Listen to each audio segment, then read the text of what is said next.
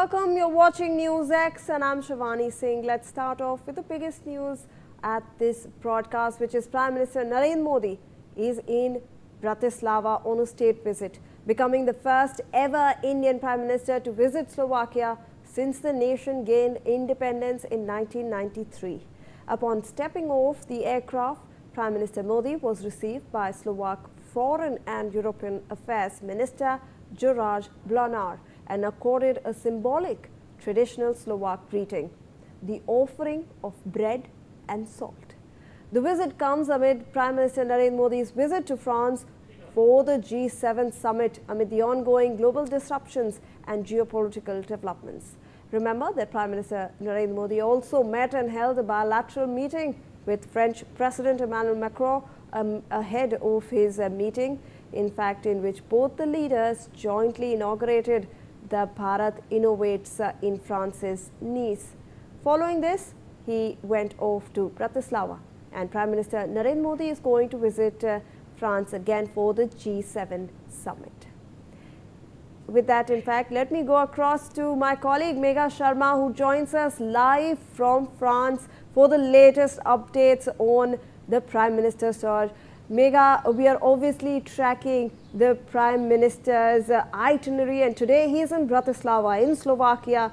It marks obviously a very big significant step. 33 years since it got independence. It's the first time that the Prime Minister of India is actually in Bratislava. Take us through what's on the agenda.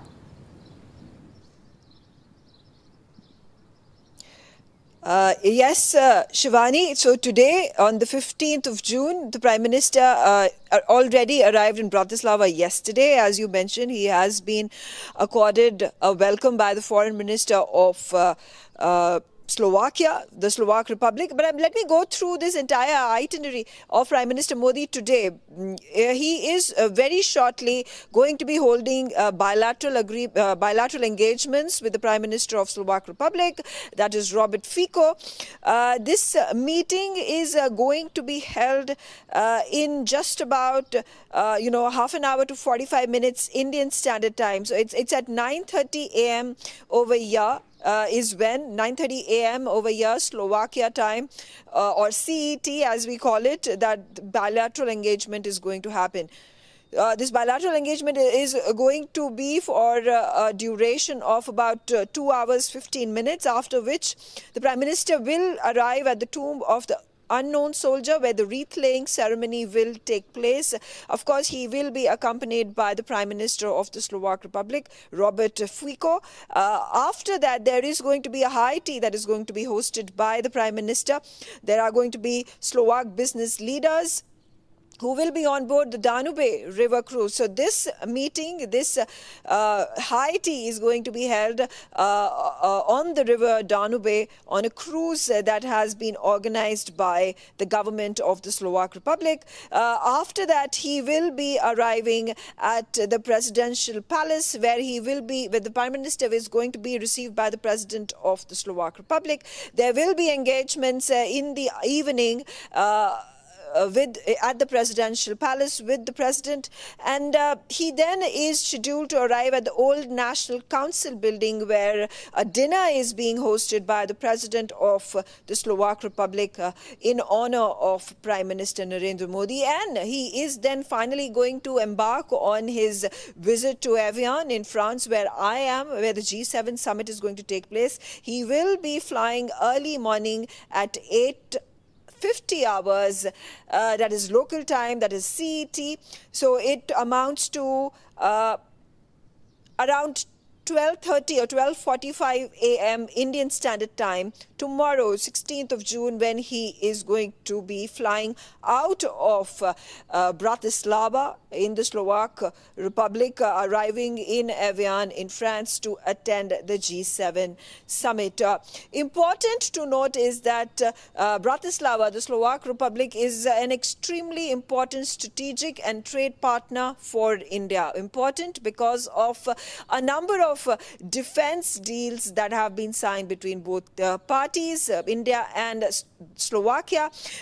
Traditionally, Slovakia has been in a relationship, in a client-customer relationship when it comes to defense. So there are defense technologies and military equipment and arms and armament that are sold by Slovak Republic to India.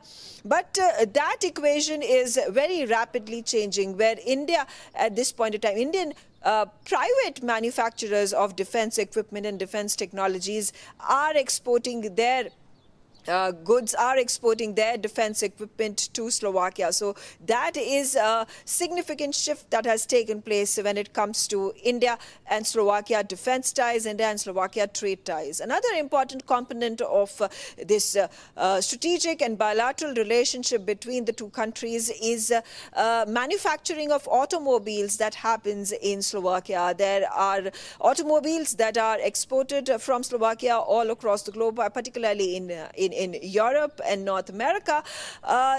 There are large parts of automobile components that are bought by Slovakia from Indian auto manufacturers. So these are the two focus areas. Of course, people-to-people connect is something that two leaders are looking at as well. And that bilateral, this is the first Indian Prime Minister who's traveling to Slovak Republic since 1993, when the Slovak Republic gained its independence. So this visit is, the state visit of the Prime Minister is important on a number of levels. Absolutely, Megha. Like you rightly pointed out, a lot on the, in fact, agenda apart from trade, business and defense. Let's also talk about why you are in France for the G7 meet. We are looking at a lot of leaders from across the globe flying in. Prime Minister Narendra Modi will also be there. And we are also hearing that there might be a meeting between Prime Minister Narendra Modi and US President Donald Trump on the sidelines. Yes, that is going to be the big highlight when it comes to India and the G7 summit. President Donald Trump is going to be arriving over here in Evian-les-Bains in just a short while. There are going to be a number of G7 meetings and sessions that are going to be taking place. Prime Minister Narendra Modi is going to be arriving over here on day 2 of the G7 summit, which is 16th of June. And there is certainly going to be held a bilateral meeting between Prime Minister Modi and President Trump. Now, President Trump has selectively picked countries, a handful of them, with whom, the heads of governments with whom he will be holding these bilaterals on the sidelines. India is on top of the agenda of President Trump. Besides India, there is going to be a bilateral, of course, that is going to be held by the President Trump with the heads of governments of the 4 Gulf nations that have also been invited, which is Saudi Arabia, UAE, Qatar and Egypt. And the fifth bilateral meeting that the President of United States of America is going to be holding is with the President of Ukraine, Volodymyr Zelensky. And of course, there is going to be a state visit that is also going to be happening between President Trump and the French President Emmanuel Macron, who is also hosting the G7 leaders and the G7 plus leaders. This state meeting of President Trump is going to happen not in Evian, but in Paris, where he has been invited to the Palais de Versailles, and President Macron is going to be hosting him. Important, significant for India, for that very interesting, pertinent meeting that is going to be held with President Trump. It has been 16 months since the last time Prime Minister Narendra Modi met President Trump. This meeting happened in DC. Prime Minister Modi had flown in February 2025 to DC to meet President Trump. That's where there was a commitment that was made by India and by United States of America to conclude a free trade agreement, to conclude the bilateral trade agreement, as it is called. There have been a lot of hiccups that India has seen with regards to negotiations that continue with uncertainty for the last 16 months. There has not been a conclusion that has been drawn to these deals. Of course, there has been the teams from the U.S. Department of Commerce and that have been arriving in India during various times over the course of the 16 months. Similar action has been taken where the Commerce Ministry in India has sent its delegates to United States of America. In the last few weeks, in fact, there has been a flurry of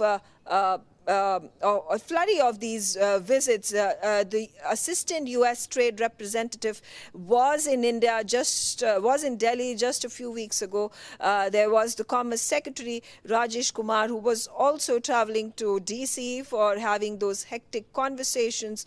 What comes of these meetings, and more importantly, what comes of this bilateral meeting between U.S. President Donald Trump and the Indian Prime Minister Narendra Modi, particularly on the trade front, is something that we all are eagerly awaiting. Absolutely, Megha. And another important factor to this G7 meeting is, like you mentioned, the presence of Gulf states as well. And on the sidelines, there is likely a meeting along with India and the United States to discuss the regional stability, the maritime security in West Asia. And given that Iran and United States have announced the agreement that they will work towards to reopen the Strait of Hormuz, how are the global leaders looking at that meeting as well? There is a very important session that is going to be held over here at the G7 summit, which will include all the G7 leaders and the 4 heads of governments of these Gulf nations that have been invited. Remember, this is for the first time that any head of government from any of the Gulf countries has been invited to the G7 summit.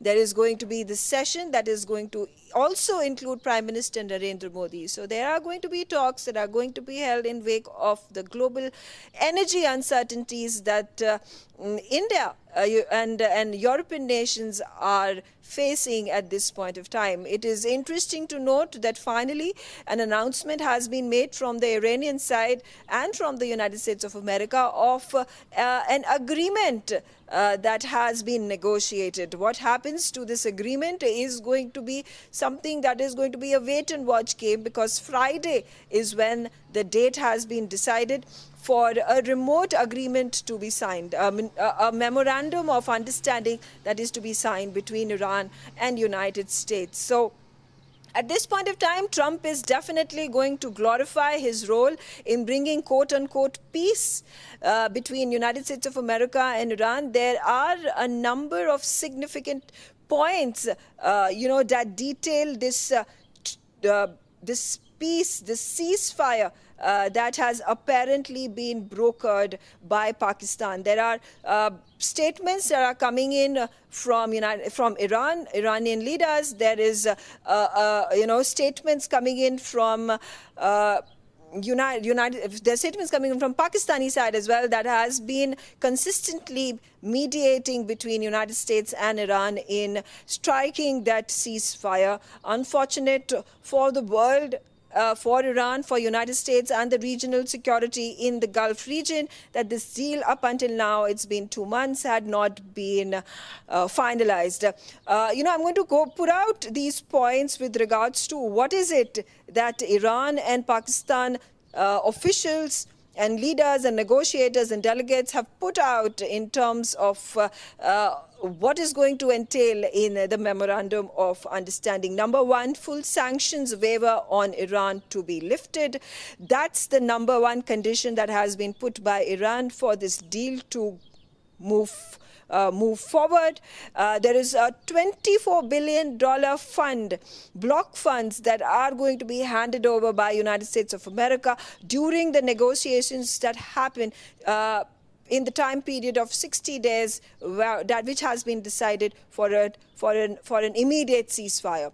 There is no discussion that is going to be held between United States of America and Iran on the Iran missile program, which had been central concern for the regional security of the Gulf region. Israel had been pushing for it, but it looks like, as per the contours of this deal, that there is in fact no discussion that is going to be held when it comes to the missile program of Iran. It is also understood that Israel is not both. Benjamin Netanyahu has not been roped in this memorandum of understanding that has been very carefully built in the last I think 48 to 72 hours. It's also interesting to note that there is going to be a massive tranche of $300 billion that United States of America has and its allies have committed for regional construction, for the reconstruction and redevelopment of Iran. There was a lot of civilian infrastructure, bridges and roads, and a number of its buildings that have been completely annihilated by United States of America military, and this $300 billion are going to be handed over by the Trump administration and its allies in Europe to Iran. So that is important. It's also been put out in this particular deal that the UNSC endorsement will be required for the final settlement. Iran has pushed for this particular clause to be put in this memorandum of understanding so that United States of America does not any time in the future break this particular deal and unilaterally take aggressive actions or military operations on Iran. Of course, there is a complete halt on military operations that have been reportedly agreed by Iran and United States of America in the Gulf, and of course, opening of the Strait of Hormuz, the immediate opening of the Strait of Hormuz after this memorandum of understanding is signed.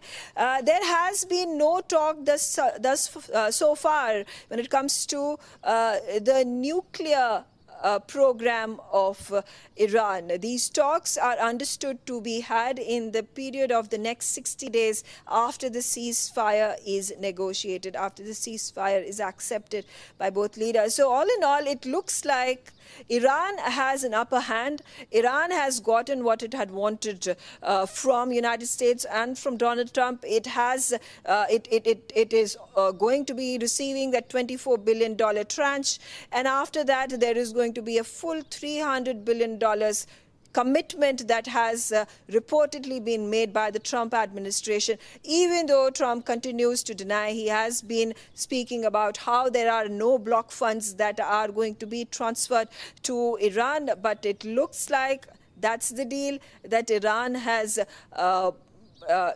been able to negotiate. So all in all, it is advantage Iran. Trump has been trying to end this war. He's desperate to do this, and this desperation definitely, reflects in this memorandum of understanding and the pointers that are included in this memorandum. Absolutely. Thank you so much, Megha, for all those updates. We'll keep coming back to you throughout the day as you track the developments in France. Well, viewers,